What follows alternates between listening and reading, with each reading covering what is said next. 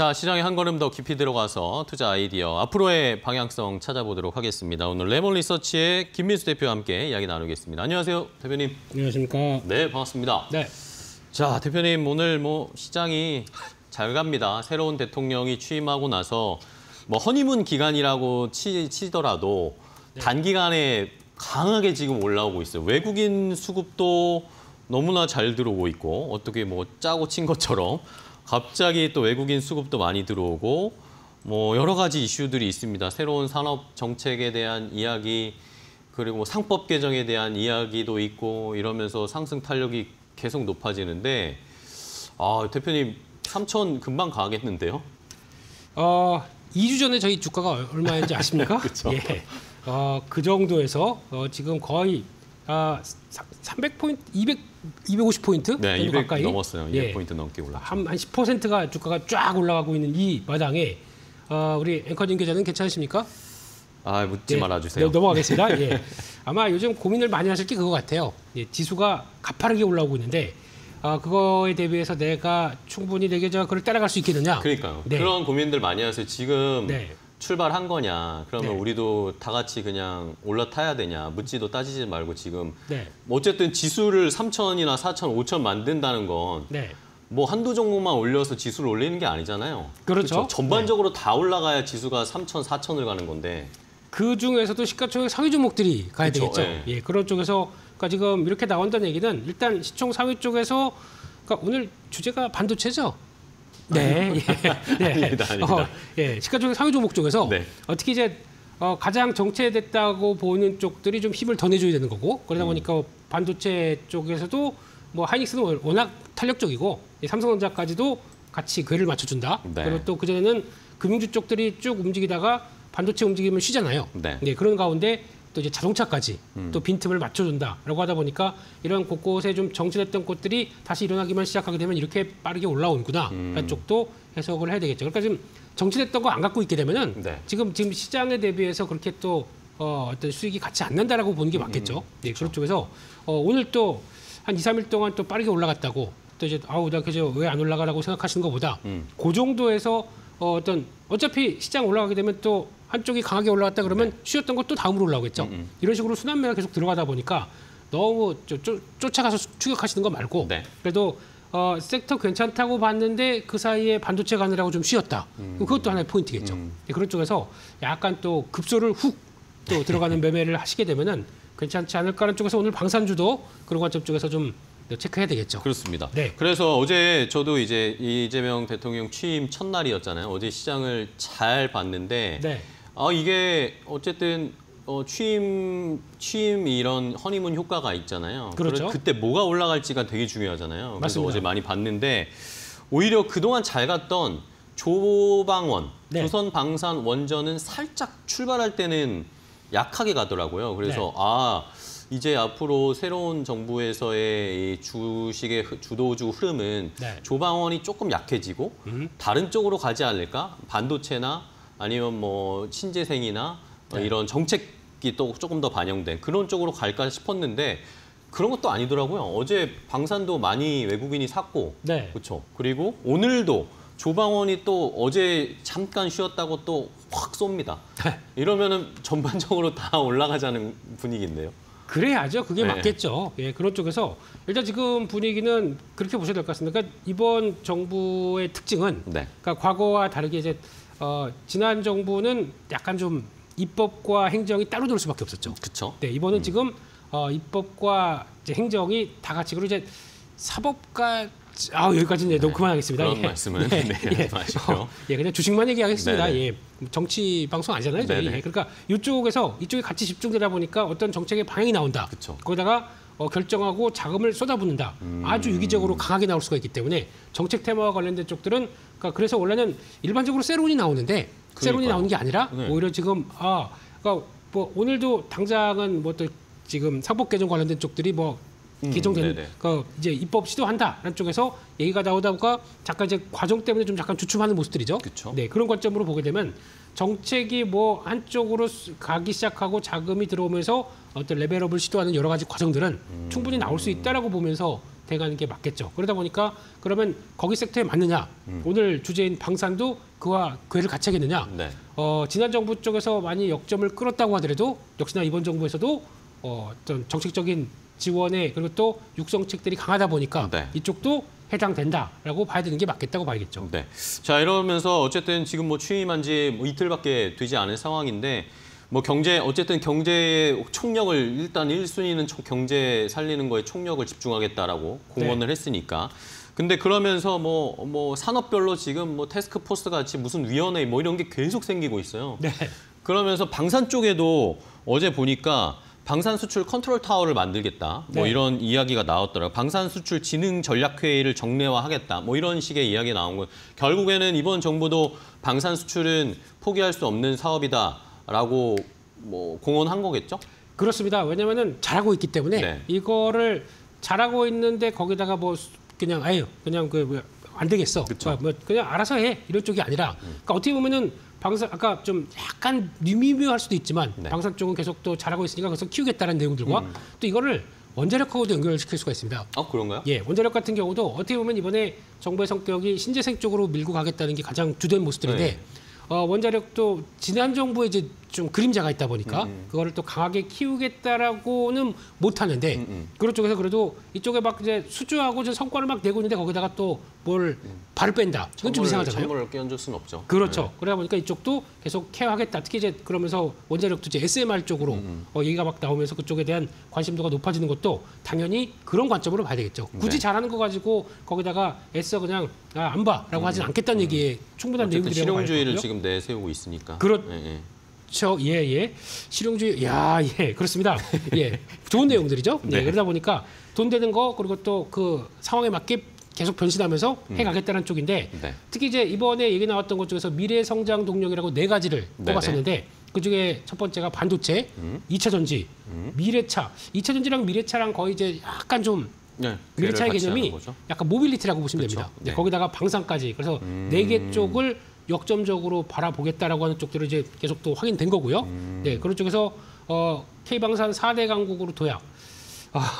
예, 근데 가능은 합니다. 만약에 수출 지표들이 수주가 나온 것과 이게 이제 네네. 실적의 성자 반영돼서 나오는 변화를 본다라고 네. 하게 되면은 4대 강국이 뭐 멀지는 않은 것 같습니다. 4대 강국이면 그 위에 세 개는 어느 나라입니까? 뭐 미국, 미국. 예, 또 중국, 러시아, 예. 그렇죠. 그렇게 4대 강국에 되겠다. 예. 네. 거기다가 이제 프랑스나 독일이 이제 막 이제 치고 네. 올라올 텐데 그거 됐고 우리가 이제 진입하겠다라는 쪽들. 근데 3위랑 차이가 좀 많이 날 겁니다. 그런 것 같아요. 그럼에도 불구하고 어. 가겠다라는 쪽들이고 그 기반은 벌써 이제 국내 한 7대 방산 기업들의 수주 잔고 짰다 보니까 네. 한 100조까지 들어왔다. 이거는 기반이 되는 거죠. 네, 그러면 잘하고 있는데 거기다가 조금 또 그리고 나머지 국가들이 또 한국 방산에 대해서 관심이 많아요. 네네네. 네, 그러면은 일단 물 들어올 때 노젓자 그런 입장 쪽에서 이렇게 나가고 되면은 또 하나가 이제 중요한 게 지금 저희가 MRO라는 거 있지 않습니까? 네, 그렇죠. 예, 보수. 유지 보수하는 네. 관점 쪽에서 이게 처음에는 조선 해군 쪽으로만 나왔는데 그러니까 어, 공군 쪽으로도 지금 나오고 있잖아요. 이게 공군이 끝일까요? 네. 아.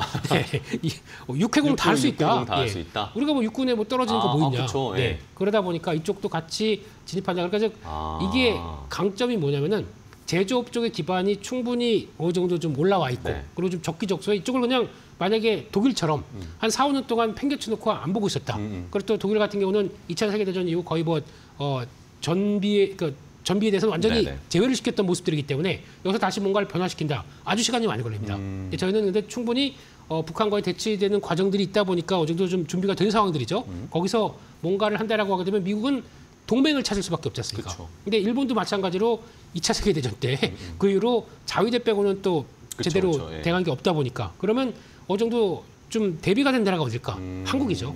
그러다 보니까 이쪽으로 MRO 쪽을 조금만 더 육성해서 또 키워놓기 시작하게 되면 할 일이 많다. 이런 쪽으로 가는 것도 전차 수리 같은 것도 중요한 거 아닙니까? 그렇죠. 네, 헬기 수리 이런 거 다 할 수 있겠죠, 저희가. 네, 그러다 보니까 특히 이제 동북아 쪽에서 그래도 거점이라고 할 수 있는 네. 이제 중국하고 딱 맞닿아 있는데 거기서 뭐 작전 실행하다가 여기 와서 수리한다. 딱 좋은 거죠. 그러다 보니까 가능성은 높다라는 게 지금 정부의 판단이라고 생각합니다. 네, 참 이게 신기한 것이 우리가 결국에는 따지고 보면 다 만들고 있어요. 자주포도 만들고 있고 전투기도 만들고 있고 뭐 물론 성능이 미국과의 차이는 있지만 네.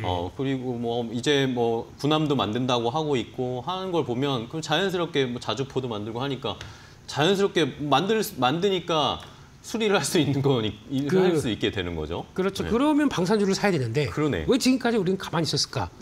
예. 근데 이거는 재작년부터 한국 방산주 봐야 된다라고 해외 투자은행들도 얘기를 많이 했었잖아요. 근데 그 당시에는 저희가 간과하고 있었는데 되게 특이한 게 그 글로벌 이제 외사 리포트를 쭉 네. 보게 되면은 방산 쪽 얘기 나는데 한국 쪽이 꼭 들어가 있어요. 그러니까요. 예, 대표 주자들이 꼭 들어가 있고 그때도 뭐 그 한 올해 초 같은 경우도 그러니까 유럽에서 방산 쪽 키운다 그래서 GDP의 뭐 3.5%까지 이렇게 끌어올린다라고 했을 때 그때 그러면 유럽 쪽을 봐야 될 거 아닙니까? 그러니까요. 근데 한국 쪽에 그때 제 기억으로는 목표 주가를 40% 현대로템 같은 거 올려버리더라고요. 네. 네, 그런 거 봤을 때는 그들이 그러면 반사이라고 그러죠. 네. 네. 준비된 국가가 어딨냐 이런 쪽에 대한 문의를 계속하면서 들어온다고 하게 되면 그런 거 얘기할 때 알아봤어야 되는데 예, 여기까지 오는데 네, 속상한 거죠. 많이 올랐으니까 안 봤다. 이것도 또 문제가 된 거죠. 그러니까요. 네. 그러면서도 최근에 이제 대선 끝나고 나서도 해외 투자은행들이 한국 요즘 뭐 적극 매수 리포트 막 내던데 네. 그 안에도 방사는 무조건 들어가 있더라고요. 들어가 있습니다. 네. 네. 이게 왜 그러냐면은 일단 아까 잠깐 수주 잔고 얘기를 드렸잖아요. 네네네. 그러니까 일단 그냥 단순하게 아이 뭐 그럴 것 같아. 그래서 이제 수주 많이 받을 것 같아. 이런 쪽에 스토리만 갖고 있었으면은 아마 변동성이 무지 컸을 겁니다. 네네. 올라갔다가 빠졌다가 올라갔다가 이제 기대감만이니까요. 근데 그게 아니라 수주 잔고가 바탕이 돼서 우리 이렇게 해 왔어요라고 네. 하는 기본이 있고 거기다가 그러면 이 기계 같은 이런 중후 산업 쪽에서는 네네. 일단 수주를 받아서 실적이 이렇게 쫙 늘어난다. 그럼 이럴 때 원래 팔아야 됩니다. 조선 쪽에서 똑같은 그쵸, 예. 내용이죠. 예. 고퍼에 샀다가 저퍼에 판다. 네네. 이렇게 되면 막 실적 막 되고 이제 수주 잔고가 있다 보니까 그거 가지고 실적 나오게 되면 팔아야 됩니다. 하지만 수주 산업이라는 특성 때문에 네. 이게 여기서 수주 잔고 100조로 끝날 것이냐. 그러니까 이게 만약에 수주 받은 거 납품하게 되면 매출이 반영되는 거 끝. 네. 그러면 그게 점점 더 반응이 없다 그러면 수주 잔고가 줄어들겠죠. 그러면 실적은 이제 다시 하향화 될 텐데 그게 아니라 수주가 계속 보강되기 시작한다. 네. 그러면은 지금 나오는 수주 잔고가 계속 유지가 되거나 더 업사이드가 된다. 네. 그러면 주가는 더 레벨업이 될 수 있는 실적의 기반들이 될 수 있는 쪽이다라고 하는 쪽에서 조선도 마찬가지지만 방산도 그런 논리 쪽에서 네. 그러니까 지금은 따질 수 있는 게 계속 수주할 수 있겠느냐 이것만 보면 됩니다. 그러면 그거 뉴스 나올 때마다 잠깐은 세론이 나오겠지만 네. 계속 체크해 가야겠죠. 그러면은 뭐 퍼 이야기 해주셔가지고 말 나온 김에 네. 저도 이 방산 우리나라 방산 빅4에 퍼 찾아봤거든요. PER 찾아봤는데 하지 마세요. 깜짝 놀랐습니다. 무섭습니다. 진짜. 예. 하나에어로스페이스는 그나마 뭐 좀 나은 편인데 17배, 네. 현대로템 33배, 네. LIG 넥슨 40배, 한국항공우주 51배입니다. 네. 근데 이게 지금 수익 대비해서 네. 이 퍼가 이렇게 나오는데 네. 고평가가 아니라고 할 수가 없잖아요. 그렇죠. 이제 실적 대비한 것만 따져서 그러신데 네. PBR로 한번 보셨습니까? PBR은 어느 네, 정도입니까? PBR 대충 보게 되면 7배, 5배 다들 이렇게 돼 있습니다. 그러니까요. 네. 그러니까 이거를 접근을 못 하겠는 겁니다. 요 논리를 그대로 따져서 가기 시작하게 되면은 네. 한때 이제 그런 거 한번 보실 수 있죠. 그 한때 SK하이닉스가 네네. 예, 주가가 이제 뭐 6만 원, 7만 원대 있다가 한 20만 원대가 쭉 올라오다 보니까 네. 그러니까 실적은 이제 HBM 가지고 나올 것 같다라고 하지만 그때 네. 당시에는 퍼가 높았습니다. 그쵸. 네. 그래서 그때 많이 나왔던 얘기가 한 15만 원쯤 가니까 나왔던 얘기가 아니 삼성전자 사이지 이렇게 되면 저평가인 그쵸, 삼성전자 예. 사이지 하이닉스 매도 일반적인 논리로 네. 그렇게 가죠. 15원에 파는 사람들 25만, 24만 원대까지 갈 때 다 손가락 빨고 있었습니다. 그런 논리죠. 그쵸. 그렇다는 얘기는 뭐냐면은 고퍼가 무조건 이렇게 비싼데라고 이게 그러니까 딱 정해져서 지금 상황에서 끝나는 게 아니지 않습니까? 네. 아까 말씀드렸듯이 고퍼에서 사서 저퍼에 판다. 그러면 실적이 앞으로 좋아질 가능성들이 이제 미리 땡겨와서 시장이 반영되는 모습들이죠. 네. 한국은 성장주를 볼 때 고퍼를 즐겨야 됩니다. 아 그래요? 네, 그런 관점으로 보게 되면 지금 그러면 이게 그러면 이명까지 고퍼면은 당연히 그러면 다 매도하고 지금 안 받을 거 아닙니까? 그쵸. 그게 아니라 여기서라도 계속 보고 있다는 얘기는 여기서 시작돼서 이제 수주 잔고 받은 거 가지고 실적이 나올 것이다 그러면은 이제 실적 좋아지게 되면 퍼는 떨어지겠죠. 그럼 그때 오히려 그럼 주가는 올라갈 거고요. 그때 이제 파는 게 맞겠다라는 쪽으로 시장이 바라보고 있기 때문에 네. 이 PR 관련된 쪽에서는 너무 이거 부담인데 하고 생각했다가 지금 다 2배, 3배 올 때까지 지금 저희가 다 팔짱만 끼고 있던 거 아닙니까? 네네네. 네, 그렇게 보셔야 될 것 같습니다. 알겠습니다. 네. 자 그러면은 말씀해 주신 것처럼 어쨌든 지금 퍼나 PBR 상으로는 굉장히 고평가되어 있는 상황인데 네. 그걸 뒷받침할 수 있는 앞으로의 추가적인 수주라든지 네. 우리나라 자체적인 또 신무기 개발을 해서 그게 또 시장에서 먹힌다든지 이런 게 있어야 그렇죠. 그런 게 있어야 이제 퍼가 어느 정도 안정적으로 반영이 되면서 주가도 상승 탄력이 약간은 둔화되거나 그럴 때 저희가 매도를 해야 될 것 같은데 네. 그러면은 실제로 뭐 정부가 지금 뭐 어떻게 지원하겠다는 겁니까? 정부 지원은 아까 말씀하셨듯이 뭐 방산 수출 컨트롤 타워부터 네. 예, 거기다가 또 추가되는 정책 금융 이거는 이제 확인이 돼 봐야 될 것 같아요. 네. 어떤 얼만큼의 금융 체계를 지원할 것이냐 거기다가 또 세액 얘기 나오죠. R&D 하게 되면 세액 감면 이런 쪽으로 나오는데 이거는 일반적으로 할 수 있는 얘기입니다. 그쵸. 네, 그러니까 네. 공약 때 나오는 대표적인 얘기들이고 그건 이제 중요한 거는 진짜 사업부 그러니까 사업부가 아니죠. 정부의 정부 설치하고 네. 거기서 이제 사업부 예산을 얼만큼 배당하고 하는 과정들이 나오는 구체적인 내용들이 나온다. 그거 가지고 또 이제 성과를 낼 준비를 하고 있기 때문에 근데 지금은 뭐 그렇다. 그럴 가능성이 높다는 쪽으로 보고 봐야 되겠죠. 네. 네. 그러면은 뭐 어쨌든 R&D를 지금 가지고 있는 무기뿐만 아니라 더 고도의 방산 체계, 방산 무기들을 만들어야 되는데 네. 뭐 R&D 어쨌든 뭐 요즘 미국 쪽에 살펴봐도 그렇고 이 방산 무기들을 AI랑 뭐 접목시킨다거나 아니면 조금 더 소형화해서 드론 공격기 만든다거나 뭐 이런 식의 패턴으로 가잖아요. 우리도 네. 이런 쪽으로 가는 거 준비가 되고 있나요? 뭐 어떻게 보고 계세요? 우리 앵커님 이제 맛집만 가지 마시고요. 예, 저희 방산 전시회 이런 것도 예, 1년에 한 5번 열립니다. 네네. 한번 잠깐 다녀오세요. 네. 특히 이제 가장 크게 열리는 때가 저 대전에서 네네. 네, 그때 국군회 할 때 네네네, 그때 되게 그렇죠. 크게 열립니다. 계룡에서. 네, 계룡 무슨 전시회인데 까먹었습니다. 네, 그런 거 있게 되면 한번 가보시게 되면은 네.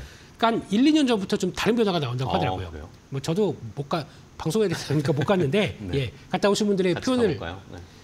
네, 같이 가시죠. 예, 가 보게 되면은 어떤 변화가 나오냐면 네. 예전에 없던 거 특히 현대로템이나 하나에어스페이스에서는 당연히 그렇겠지만 무인 정찰차, 네, 무인 소형 장갑차 이런 게 나오기 시작합니다. 그렇다는 얘기는 아직까지는 뭐 이렇게 라인이 이렇게 이어져서 뒤에 사람이 이렇게 뭐 조종한다 이런 것도 조종하는. 있는데 이게 결국에는 아까 말씀하셨던 것처럼 AI가 탑재가 돼서 그러니까 자율주행이 되기 시작하면서 이제 하나의 모빌리티가 된 거죠. 군사화된 모빌리티 이게 나오기 시작한다 그러면은 이제 그런 컨셉 모델들이 나오기 시작한다. 위험한 지역에 그냥 그것만 정찰 돌고 오게 하는 그런 컨셉이군요. 그렇죠. 카메라 하나 달려 있고 거기다가 아군 적군 식별해서 적군이다 그러면은 뭐 공격이 또 들어갈 수 있는 거고 거기다 또 거기 들어갈 때 이제 보게 되면 하나가 그냥 가서 마구잡이로 움직이게 되면은 네네. 그거 되게 어렵지 않습니까? 그러니까 여기서 제일 중요한 거는 이걸 그 하나의 그 분대 아니면 하나의 대대 이런 식으로 이것도 하나의 그 틀을 짜서 전투 체계를 만드는 소프트웨어.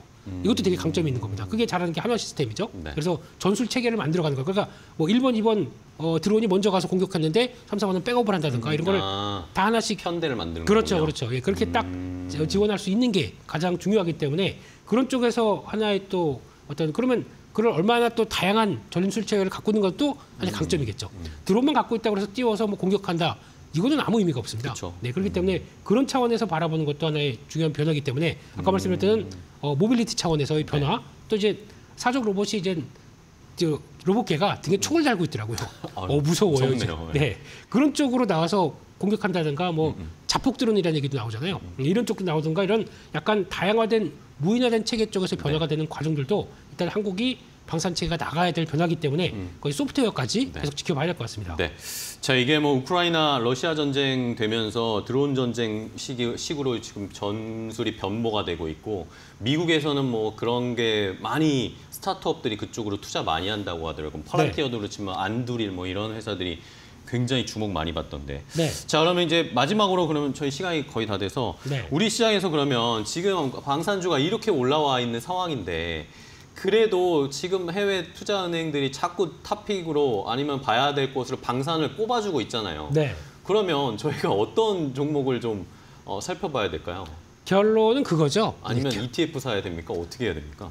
ETF도 좋습니다. ETF 같은 네. 경우도 이번에 보니까 요즘에 가장 또 핫한 쪽이 유럽의 방산 쪽이지 않습니까? 네네. 그런 쪽에서 봤었을 때 코드가 그 EUAD란 네. 그러니까 유럽의 방산주를 중심으로 나오는 ETF 이것도 미국에 상장되는데 보시게 되면 계속 우상향으로 조금씩 올라가고 있습니다. 네네. 대표적인 게 라인메탈 들어가 있을 거고 뭐 레오나르도 이탈리아 업체죠. 이런 것들 들어가 있다 보니까 BA라는 거는 또 영국 업체고 대표적인 방산 3대 기업이죠. 그러다 보니까 이런 거 들어간 것들 유럽의 변화가 들어갈 것이다. 이거 보시는 것도 괜찮을 것 유럽 같아요. ETF. 네. 그리고 그것도 괜찮을 것 같고 한국으로 본다. 네.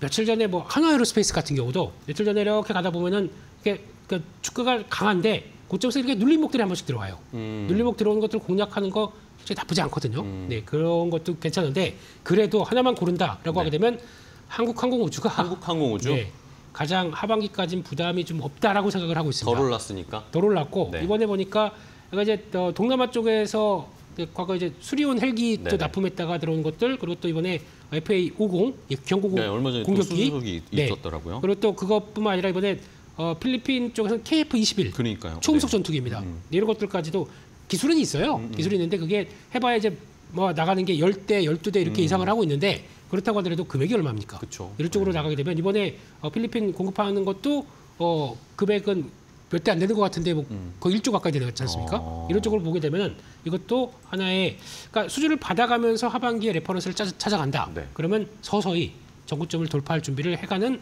또 하나의 변화가 될 것이다. 하반기에 강할 겁니다. 실적 네. 흐름들이 지연된 게 좀 있기 때문에 그렇게 되면은 지금은 가장 나은 선택은 KAI 카이. 네. 그렇다 카이. 예. 항공우주. 알겠습니다. 네. 자, 방산 투자 포인트를 짚어드렸어요. 어쨌든 뭐 계속 좋은 이야기들 많이 나오고 있고 신정부에서도 방산에 대한 드라이브를 걸 것으로 보이는 상황이니까 두 개 골라주셨어요. 해외 쪽에서는 유럽에서의 ETF, 방산 ETF, EUAD 네. 하나 확인했고 하나는 한국항공우주, 우리나라에서는 한국항공우주 저희도 잘 지켜보도록 하겠습니다.